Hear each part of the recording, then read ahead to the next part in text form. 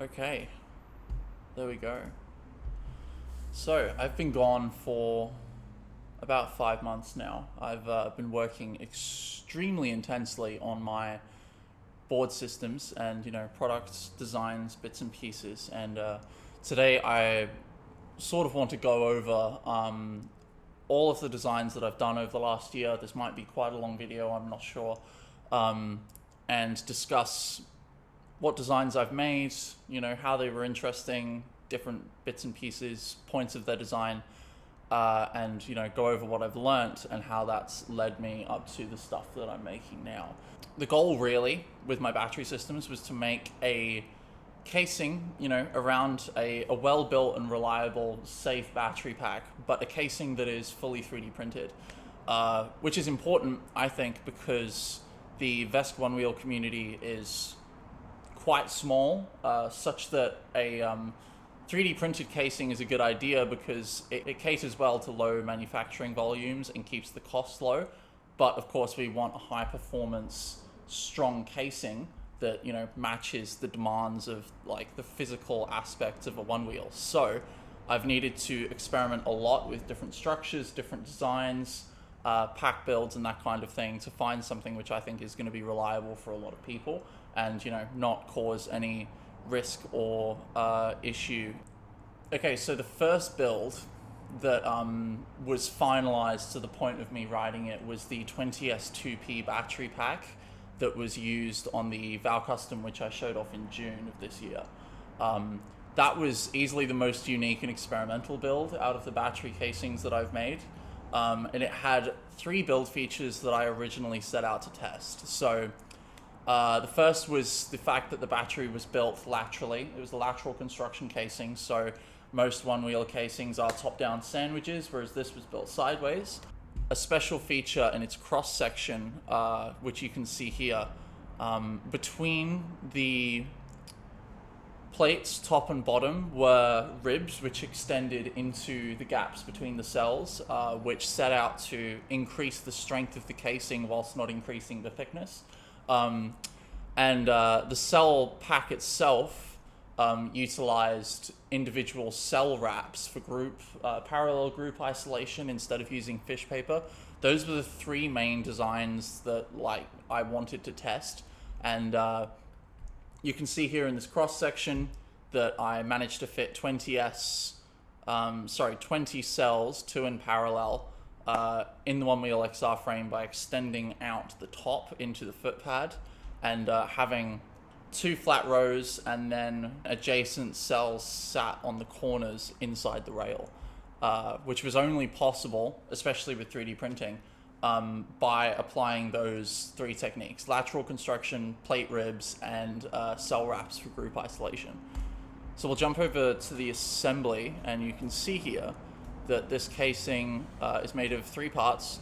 It has the middle part of the casing, which is basically this sarcophagus that you fit your battery pack into, and then it has 2 lids, one that is by the wheel that sits here with a cable gland outlet, and then one that sits by the tail, which would fit your battery management system.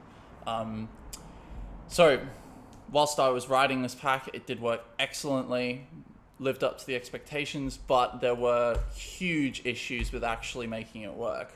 There were huge issues with actually building it. When it was working, it was great, but it took me about 2 weeks to build for a heap of different reasons. So when you take the casing and stuff the pack into it, you have to make sure not to move any of the foam because you have to lay those foam strips inside it. And slotting that pack into the center section was just super challenging. The pack itself also required exceptionally insane accuracy to build. It had to be millimeter perfect, and all of the balance wires that ran off the top had to be neatly tucked into those troughs between the cells, so it was just a huge nightmare to make. And also the output cables, the terminals which are sat on the end, didn't have any run distance between where the pack was and where the cable gland was, so you had to solder the terminals on whilst the pack was inserted into the center section, put the lid down and the cable gland over it, whilst they were, your positive and negative cables were hanging out. It was just a bit of a mess.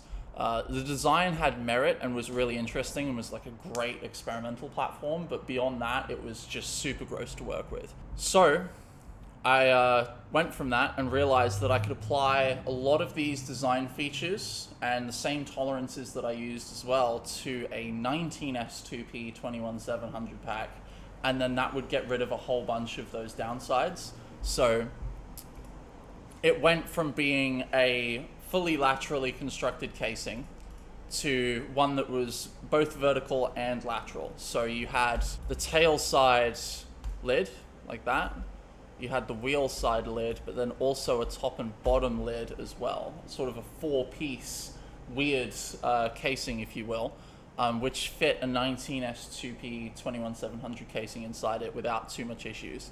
Now this was much easier to build than the previous casing, and it did work quite well, but it still was not, in my eyes, the way to go moving forward.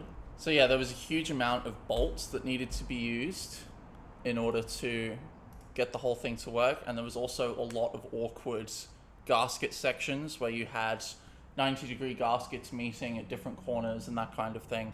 It was just quite awkward, and I didn't see it being adopted by that many people, because again, my goal was to put out step files that people can just 3D print and then use for their own boards, and this didn't quite fit that.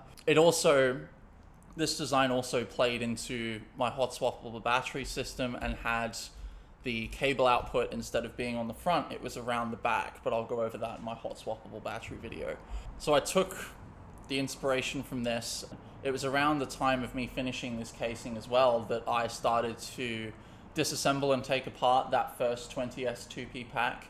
And as I took the cells apart, I noticed that the cell wraps, which I was using for cell isolation, was starting to degrade on a few of the cells, which meant that it wasn't going to be a suitable isolation material for the individual cell groups.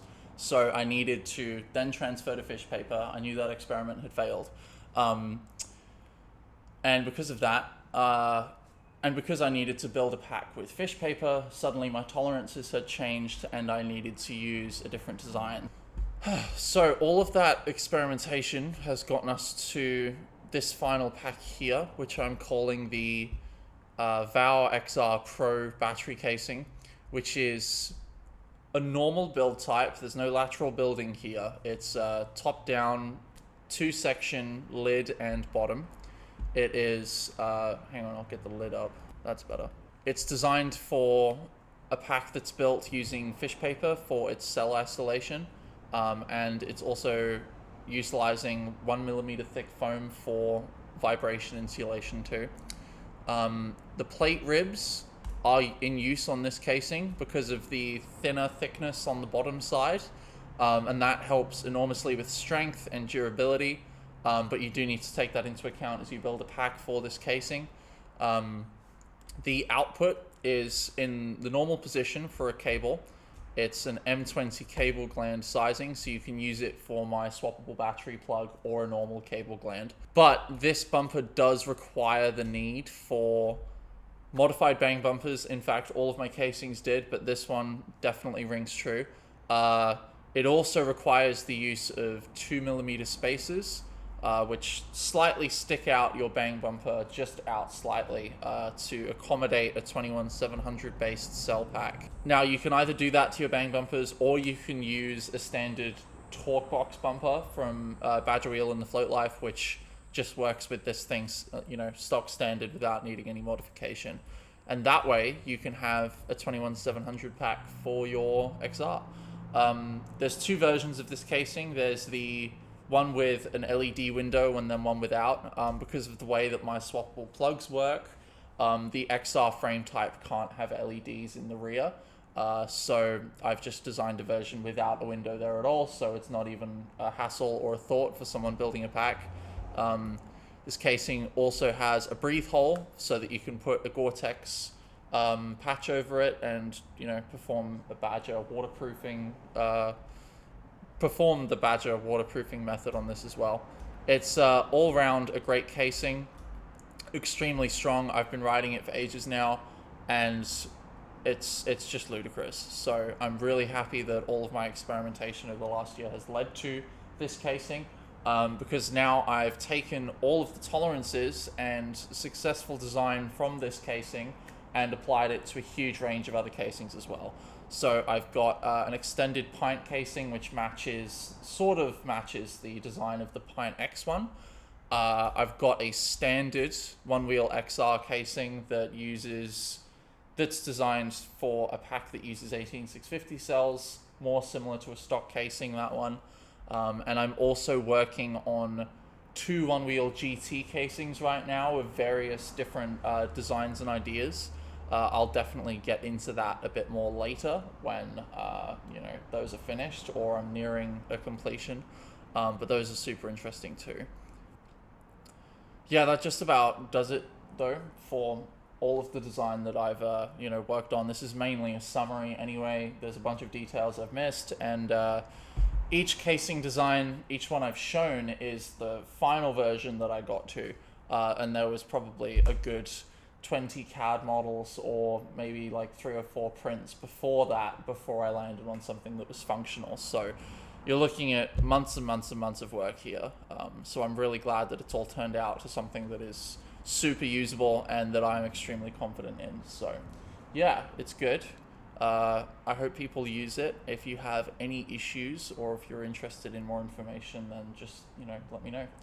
I'm going to start working on the exact same version of this video, except breaking down all of my swappable battery systems now, because that has had the same amount of attention applied to it as the design of the casing too. So yeah, a lot of work going on there, but I will get to making that now, and good luck, have fun.